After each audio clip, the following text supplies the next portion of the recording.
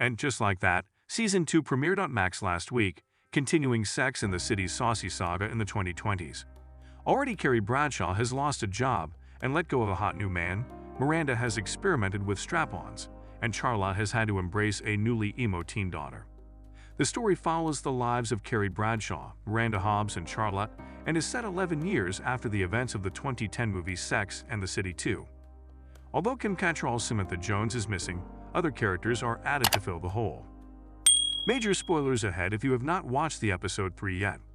In episode 3, Carrie discovers she isn't over her grief as she attempts to record the audiobook adaptation of her book about Mr. Big's death.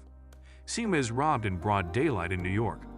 After being listed as the second and third MILF in an anonymous list at their children's school, Charlotte and Lisa are unable to contain their joy. Miranda makes the decision to get a tattoo in Los Angeles. Carrie goes to a studio to record the audiobook adaptation of her book at the start of the episode. Lisette, a neighbor who reminds Carrie of herself when she was younger, runs into her. Carrie accepts Lisette's invitation to her jewelry display with enthusiasm.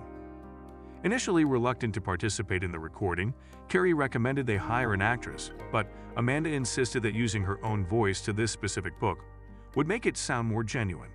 In Chapter 3, where she wrote about Mr. Big's death and her initial reactions to it, Carrie had particular difficulty. After several failed attempts, she fabricates COVID in order to avoid performing the task herself and let an actor to take its place. But Amanda gives Carrie an extra week to finish the recording while not being aware that she lacks COVID. In one of New York's nicer neighborhoods, Seema's Birkin bag is taken in broad daylight. Given its sentimental worth, she is inconsolable. She hopes the thief is similar to the ones from the past who would steal money and toss the bag. Carrie is dubious. The world has evolved, and many are aware of the current value of Birkin handbags. At the conclusion of the episode, Seema discovers her bag. It was taken, just as she planned, by someone who took the money and dumped the bag into the trash. Seema goes to Lisette's show with Carrie, where they see a robber steal as much jewelry as they can before fleeing, leaving Lisette heartbroken. Additionally, he tries to take from Carrie and Seema, but the latter pulls out her lighter. The man runs away, and it happens to appear like a gun. Naya, Karen Pittman, becomes attracted in the sound engineer while conducting an interview with Lisa. She is unsure of how to reply when he asks her out because she is still unsure of the future, but Lisa persuades her to go. Che faces its own difficulties in Los Angeles. The phrases make them feel like being non-binary is something bad, despite the fact that the scene they are going to film features them coming out to their father as non-binary. Brady calls his mother Miranda and seems devastated that his relationship with his girlfriend has ended. Brady implies that he wants to die, which causes Miranda to worry a lot. Miranda sneaks her phone inside the studio where Che's sitcom is being shot, promising to call them when he gets to his Amsterdam lodging.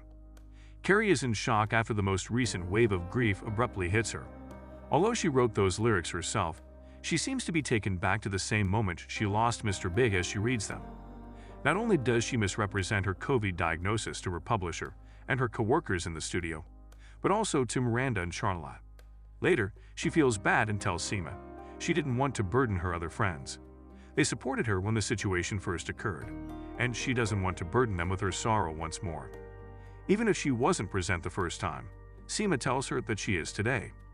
Additionally, Bitsy Von Muffling, whose husband perished in the epidemic, is spoken to by Carrie. She is eventually able to listen to the recording, but oddly, near the end of the episode, after she and Seema come across a group of Australian males, she actually gets COVID. Miranda went with Che to Los Angeles because it was in her heart to do so, but the longer she stays there, the more restless she becomes. She had previously met a younger woman at an AA meeting, joined her group in cleaning up a beach, and lost her phone as a result. She goes to a tattoo shop in this episode, probably remembering the younger woman's remark about not having any tattoos on her arms. She finally decides to tattoo her initials MH on the inside of her wrist after considerable deliberation. The heartfelt scene Che was recording with Tony Danza is ruined when Miranda answers the call from Brady. After a fight, Miranda rushes back to New York to be at home when Brady arrives. Miranda and she do not split up, despite what might seem to be the case. They both have a lot riding on this relationship. If it had been a breakup, it would have been far more painful. But that doesn't necessarily imply that it will. Che doesn't appear to be someone who will get married anytime soon. And with Che serving as her companion and guide, Miranda is going through a transitional moment in her life. This does not guarantee their presence at the conclusion.